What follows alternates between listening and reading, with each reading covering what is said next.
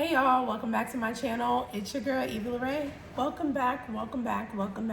If you're new to my channel, please smash the subscribe button down below. If you're returning, remember to like, comment, and subscribe. And let's jump right into this video. All right, so as you can tell, a lot of things have changed within these past couple of weeks. I'm just now catching up on a lot of my videos, emails, material. If you guys have emailed me with your questions or DM me, thank you guys. Please keep the questions and comments coming, and I'll make sure that now I have more time to just get back to you guys and answer some of those questions that you guys might have. All right, so we're gonna jump right into week 9 and 10 of OCS. As you can tell, I have already commissioned. Yes, so I had already commissioned, but due to COVID, things have gone extremely busy. I noticed in my last video, I did not add the clips from branching and some of the photos, so I will insert them now.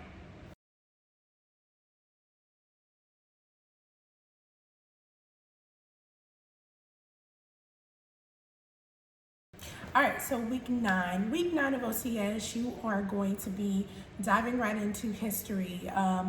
The history instructors are going to be 2 civilian history instructors, and roughly you'll be doing about 210 years of history. Yes, you heard it right. 210 plus years of history, starting at, I believe, 1775 or there before. Yeah, so I might have the years incorrect, but yes, you'll be 200 years of history and you'll dive right in. So as a history tradition in OCS, you get about 2 weeks, roughly, give or take, to learn all the materials that they teach you in class. Well, pre-COVID classes, they had it to where you would be in class from about 9 a.m.-ish, 8 a.m. until dinner chow, which would be around 5 p.m. So you would have 8 hours of instruction. Therefore, they would put, a lot of information in that 8-hour block to where you would learn. Now, because I am like post-COVID, so I'm in COVID, everything, the dynamic of instruction and classroom has changed. We get about 2, maybe 3 hours of instruction per class, and it's taught outside, abiding to the social distancing rules, and that our instructors can come teach us outside in the classroom setting. Great, so our classrooms were a little bit different when we got into class. The night prior, we had read up on a block of lessons, like chapters in 2 books. One book was the first part, and then the second book was obviously the second part. We read up on it, and we had like our mini projects where we had to, do a little more research, and we present in classroom so that it wasn't just teacher, it was also student taught as well. That was really interesting because I think for myself, not being a history buff, or I don't really like history like that, it made me dive more into like the battles itself. And when you get to that history portion, they'll teach you certain principles of war in which you apply to every war, what they violated, what they achieved, and there so on.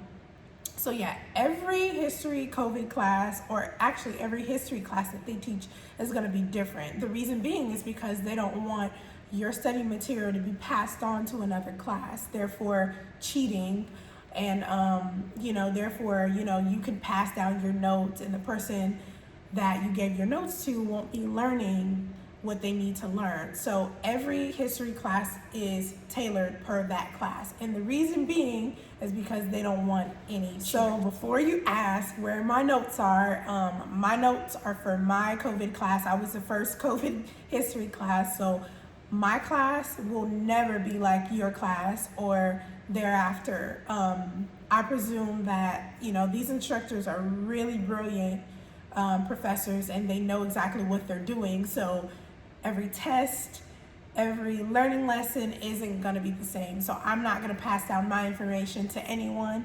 And I don't suggest you going through OCS. You don't do that as well.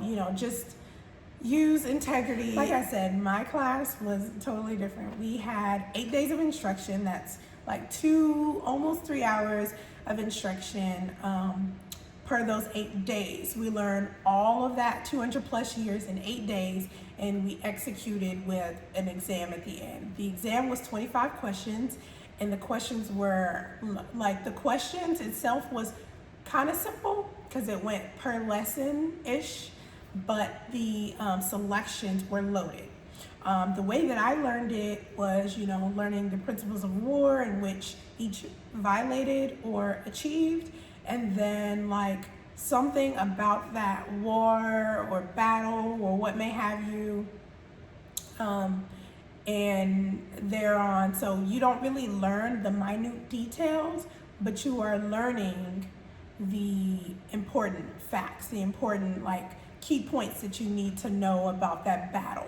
So that in itself was pretty interesting. I didn't think that I could learn that way, but like I said, 25 questions, extremely loaded, but the instructors, the professors gave you enough tools, and they taught you how to learn the information so that you can execute on the exam. So we took the exam on the 8th day, and like literally passed the test the first go. Like I said, I'm not a history buff, so it was really interesting to sit down at the test and know all of the right answers. And I was like, wow, I didn't even really think that I knew this. So yeah, I know that everyone's really afraid about failure, but I would say listen to the instructors, study every day. I literally spent those 2 weeks, roughly 2 weeks, but 8 days in classroom, like every night going over the material, reading. I didn't spend any time on social media at all. I didn't spend any time on the phone. Like my family and friends knew that I was going through history, so I didn't do any of that. I totally immersed myself in history, focused, and didn't do anything else. So that's really important as well. And like I said in the previous video, trust yourself, trust yourself, trust yourself. If you know that you're not a good study